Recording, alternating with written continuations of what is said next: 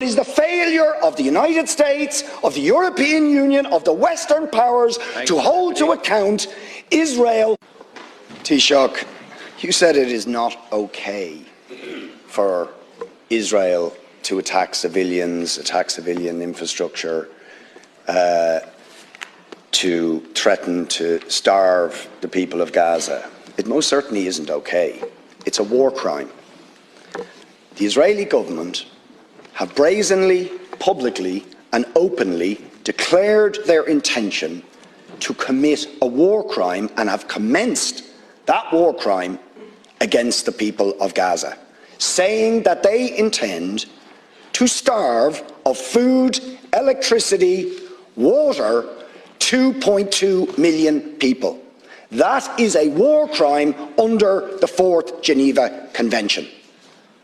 They are raining down thousands of the most sophisticated missiles known to humanity onto the most densely populated area in the world, carrying the certainty that almost every missile will incur civilian casualties, will and are destroying the infrastructure, the water infrastructure, the energy, making Gaza uninhabitable.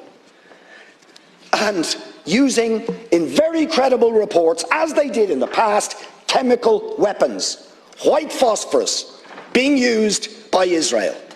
And you try to suggest there is some symmetry, some equivalence between the actions of Hamas and what Israel has been doing to the Palestinians for decades.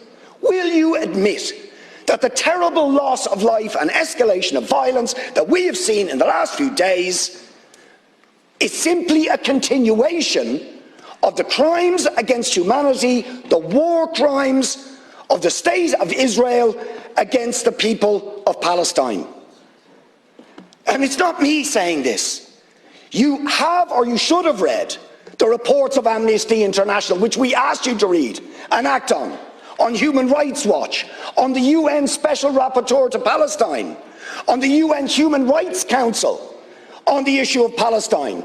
Do you know that the Israeli state will not even allow the UN Rapporteur on Palestine into the occupied territories, or the UN Human Rights Council in, because they know that they will bear witness to the ongoing ethnic cleansing, the ongoing illegal annexation of territory, the ongoing arbitrary detention of Palestinians without trial, the impunity when they assassinate a journalist like Shireen Abu Akleh.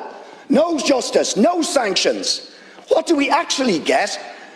The head of the most powerful state in the world, while Israel is threatening to commit war crimes against Israel, says we're going to give them more weapons and arms.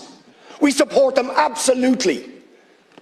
So will you admit that the ultimate responsibility for the terrible, and every single loss of life is terrible, but is the failure of the United States, of the European Union, of the Western powers to hold to account Israel for ongoing, decades-long ethnic cleansing, war crimes, crimes against humanity, the denial of the most basic rights to the Palestinian people? As Gideon Levy said, a Jewish Israeli columnist said yesterday, Israel can't imprison 2 million Gazans without paying a cruel price. Isn't that the truth? Deputy, please.